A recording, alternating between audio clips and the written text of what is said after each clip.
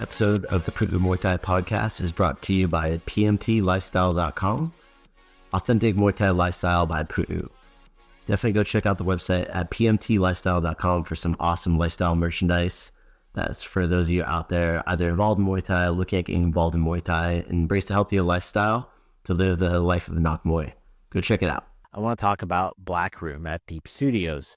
If you enjoy the content of this podcast, you will definitely enjoy the value that you get out of the Black Room and being a member of the Black Room. What it is it's a subscriber-based way to support the podcast. If you enjoy the podcast and want it to continue, I'm asking for your help. And in exchange, you're going to get an underground view of Muay Thai, American Muay Thai, as well as within Thailand. We have people who are now working on the ground in Thailand that are helping us get media, content, all that stuff. We're posting it there on Black Room, as well as behind-the-scenes footage of the podcast recordings when we're recording. After I stop recording for stuff that we broadcast, we put some subscriber-based only content on there. So you're going to really get a lot of value out of that subscription. Okay, it's not just supporting the podcast. We also have podcast subscriber only merchandise that's coming out as well here in 2024. So you have to be a part of the Black Room in order to get access to that. So I'm asking you for your help on that, but I know that it's not so much of you helping me. It's going to be us giving you a ton of value that you're going to get and just enjoy it. And it's only $5 a month. All right, you can cancel it anytime. Every little bit counts. Please go join it. The link is down in the show notes. All right. Anyways, sit back and enjoy the show. Swadee Cop. Today on this episode of the Pu'u Muay Thai podcast, I have with us today a guest coming in from Denver, Colorado, Mr. Daniel Chacon from Denver Muay Thai, who's coming to us live Zoom. I'm here in Deep Studios. Daniel, how you doing today, man? I'm doing incredible. Thank you, Jonathan.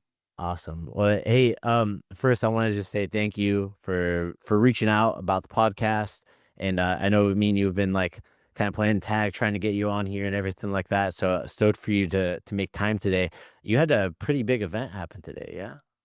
Oh, yeah. And actually, today I am officially a USA citizen. Yeah, America. Let's go, baby. Let's go. You know what's really interesting is that 2012, I fought for a U.S. national team. Mm-hmm. And at that time, I didn't have my documentation. And this specific tournament is somewhere around the world, right? And this tournament, it was a WK, and they for whatever the stars aligned, it was in Florida. It was in Orlando, because if it was somewhere else, I would have not been able to attend. And so all these small things are hilarious to me now when I'm looking back. But now I'm official American, and I can continue to make the impact and growth for others. Awesome. Yeah. So that was in 2012. Was the WKA is it Worlds that they did in Florida, you said? Yeah. Wow.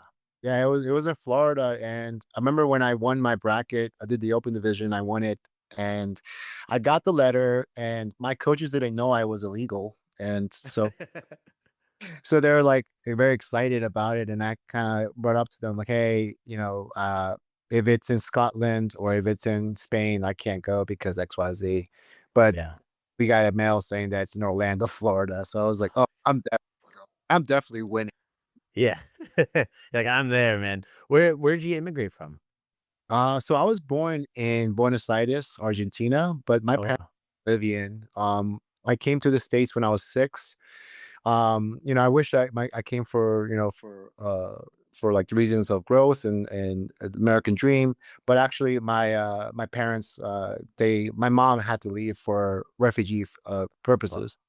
That's how I came to the States. I ended up in New Jersey, so Of all places. the armpit of America.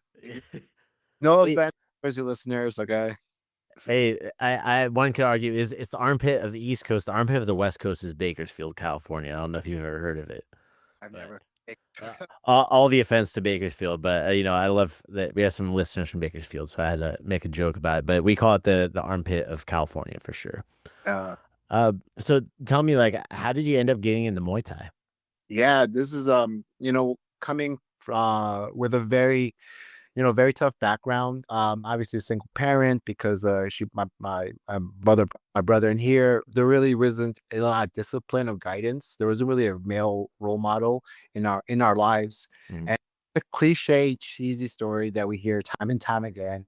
But it's true, man. Like once one of my good friends, Andre Valles, he was doing karate Shotokan, and he would actually because I couldn't afford it, my mom couldn't afford it.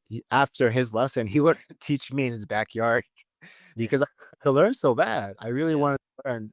Over time, I got a job at a supermarket, pushing carts, Mhm. and my friend came over to me, and the classic story. He's like, "Have you heard about the UFC?" And I'm like, and this is VHS Blockbuster days, Yeah. so we started. Yeah. Yeah, it's the good old days, right? Yeah, it was on like the your friend maybe had a black box you could watch it on or something like that back in the day, you know? Yeah, yeah, and then you start getting understanding of like, wait a minute, what I've been learning was wrong. But anyway, so there was a moment where like I was kind of I lost the magic of it because like when I started Mhm. seeing it was like, oh, that's not what the movies are doing, or like Yeah. that's not cartoons or Dragon Ball Z is doing. But after a while, my friends we started getting into it. We actually drove to Atlantic City for a big MMA fight. We met Rich Franklin, and I have a picture of this too. Like I was extremely overweight, Jonathan. I was like 230. No shit. Yeah, I was a big boy, nowhere in life. Like I didn't know what direction I was taking. But my friend and I, we drove down there. We were big fans at that time of cage fighting MMA, and we met Rich Franklin. He was doing a striking seminar. And this goes back to like the message I'm trying to put today. Mm. Um, Rich, actually, and a friend of mine knows him, so I was able to tell this story in person with him, which is pretty awesome. Mm. But in that seminar, like mind you, I've been doing backyard karate with my friend, and he just comes over and spends with me like 20 minutes, 30 minutes, like That's huge, like for you then, huh? for sure. That was life changing. For him to take that time and just work with me and train with me, and then we took a picture together, and that was it. Really, I just didn't think like someone at his level, that person would do something and spend their time with me and try to teach me. Um, and that was a moment for me to be like, wow, that's what I want to do. I want to impact people's lives. I want to help Mm. people. That was like a moment of like clarity for me. And after I training more, I started finding out different styles, jujitsu, Muay Thai, boxing, and Muay Thai really stuck to me. Another impactful moment that really kind of caught my feeling of it was when I met Ajarn Chai. Mm. Um, I'm under Ajarn Chai's lineage, Mhm. and so yeah, So to touch on Ajarn Chai, I know I was talking about Bob Carmel, yeah, but he was Chai's first student to go fight in Thailand yep. back in the day, and he used to go around with his seminars. We had the whole thing for anybody that's listening. You go listen to like the history of fair text with Bob Carmel. There's 3 episodes now. If anybody wants to know more about Ajarn Chai, we talk a lot about him. But I just had to mention that for you too, because I know we were talking briefly. But continue, sir. No, yeah, I definitely want to episodes because there's so much that you just shared with me earlier Yeah, that I didn't know, yeah, and it's crazy. I love it. I love going back in the past. I feel like there's so much gold there and there's so much wisdom Percent. in the back. And so I spend a little bit of time anytime I spend time with Rick, PBAs or in LA. We're solo, right? Yeah, Rick Solo. Yeah. Yeah. I just sit with him and I just ask him questions. He's very happy to answer my. We just since you know Rick, I'm just gonna mention this, and I think this is the first time we talked about it here. But if you just look at him from the side, like a profile view, he's spitting image of Ben Franklin. I'm gonna send you a picture. I held the $100 bill up to him, man. Of a spitting image. Rick, I'm calling you out, man. You look like Ben Franklin. No, That yeah, yeah, he's kind of like that last of that generation too. yeah, Mm. yeah. There was a moment, and I was in Ohio officiating for TBAs at the Arnold Classic. This was like 2 years ago, I guess. Mhm. Rick was our head judge, and then one guy, I made the right call, but their team thought it was a wrong call, and they were trying to get on my face. And I've never seen Rick like stand up, not stand up, but like say something hard Yeah. and like stood up for me. Yeah. And I was just like, because I was like, I was intimidated by this team because they were really well known team, Uh, and they were like trying to give me crap, but yeah. Rick was just like not playing with it. He was like, sit down, leave me alone, blah blah blah. And I'm like, Rick, I'm your boy for life now. Yeah, man. I don't talk about officiating too much on here for reasons like this.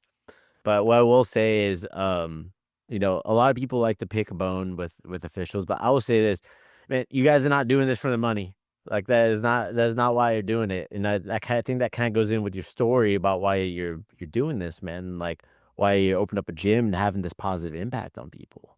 Yeah, Because like obviously Rick had a positive impact on you. So I was like, oh man, it's my boy, Bennett yeah. Franklin. Right.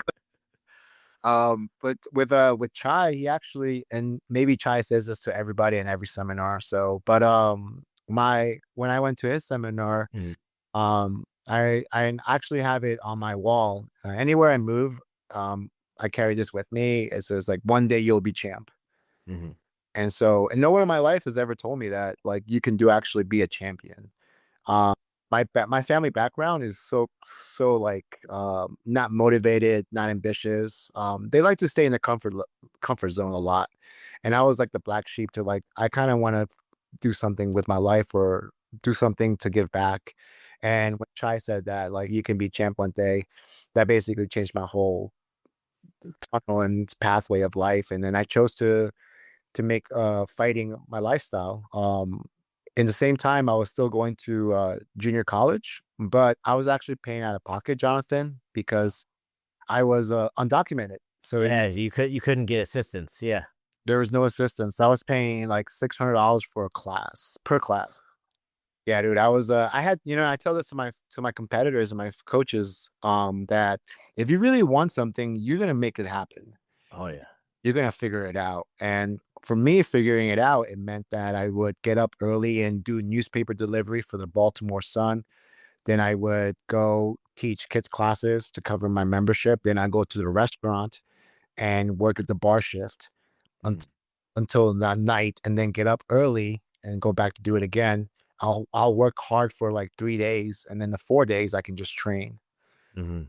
But that was like something that I was like, if you really want something, you'll figure it out. Yeah, you'll change your lifestyle to make it happen, right? Absolutely. Yeah, and I think that's something that a lot of people, maybe like it's a good story to share with people for you as well to remind people.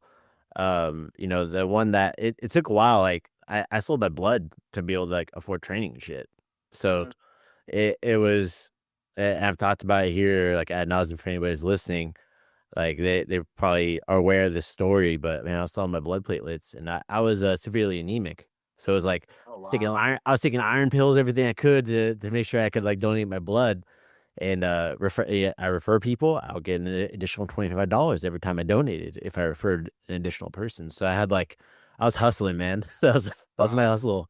So I, I agree with you, and it's a good message for people. And you're not saying that because you don't care. You're saying that because you do care, Mhm. right? It's like, hey, man, like if you want this, like make it happen. You can only do so much for them.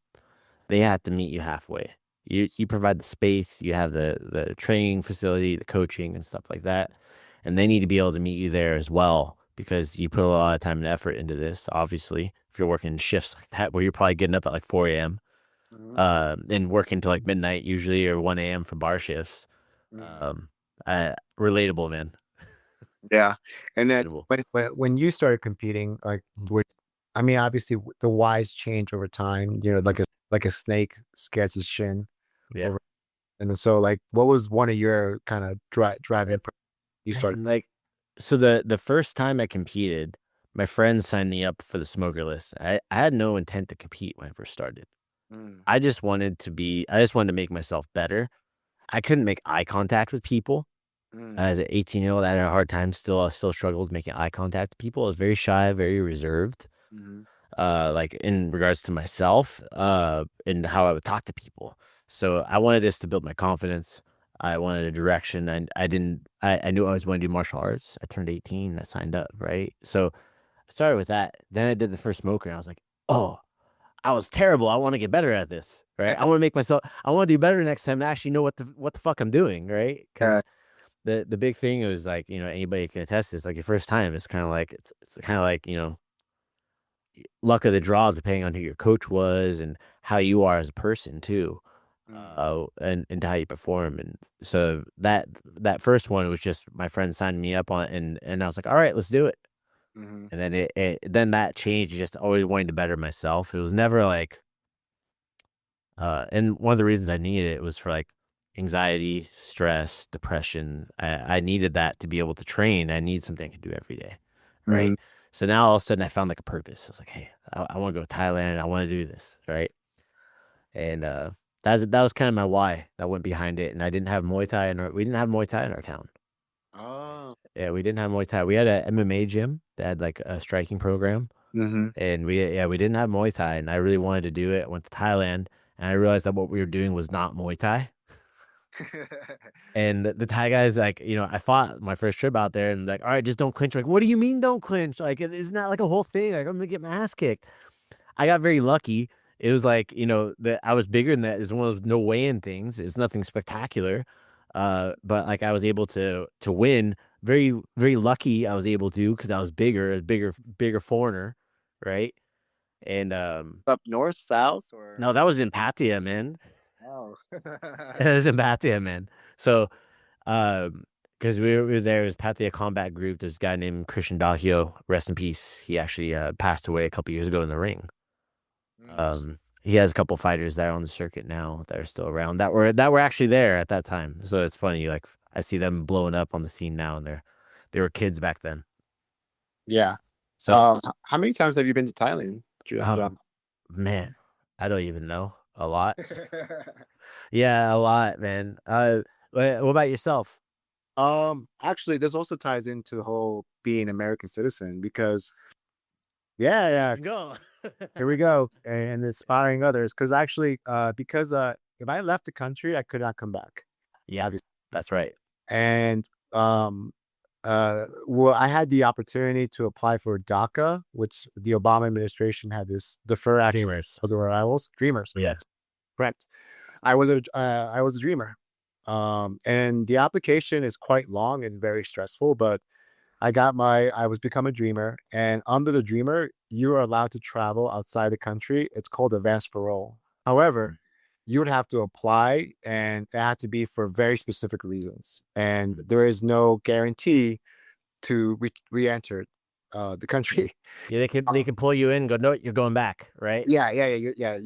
And so actually, first I applied for educational purposes, and they denied it. Then I applied for work purposes, and they denied it. The last time I applied it for like another educational purpose, and I looked for my friend. His name's Sean Douglas. He used to own Tiger Muay Thai. Oh, I know. Yeah, I thought Sean Douglas. I know his story. Yeah, for those that don't know, Sean Douglas, American guy, was actually the founder of Tiger Muay Thai. Correct, sir. Yeah. You have so much history, my friend. I don't know why. I'm a nerd for that shit too, Yeah. So I reached out with people, and then we created a really good case, and then they said, cool, you're good to go. And I haven't left the country since I came to the country, and my first place was like, where do you want to go? Thailand. We're going. I went there for a month, and I trained with Sean. Then I was down south. I was in Koh Samui and all the islands, and I spent a little bit of time in Phuket.